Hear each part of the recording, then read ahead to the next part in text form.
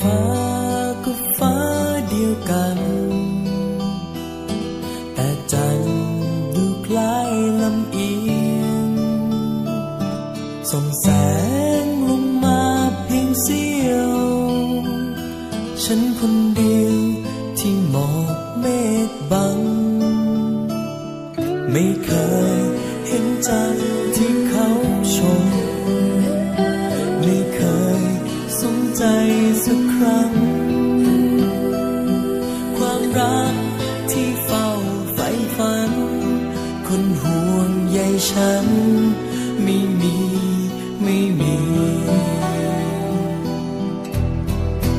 ผิดที่ฉันหรือจันทร์ลืมฉันจริงๆทิ้งหัวใจของคนที่มันอ้างว้างไม่มีทาง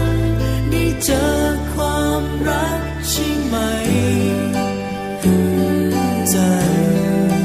โปรดตอบฉันพระจันทร์สีน้ำเงิน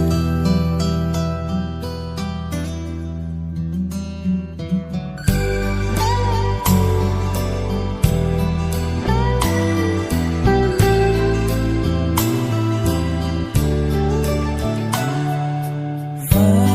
ก็ฟ้าเดียวกันแต่จันทร์ดูคล้ายลำเอียงส่องแสงลงมาเพียงเสี้ยวฉันคนเดียวที่หมอกเมฆบังไม่เคยเห็นจันทร์ที่เขาชมไม่เคยสนใจสักครั้งความรักที่เฝ้าใฝ่ฝันคนห่วงใยฉัน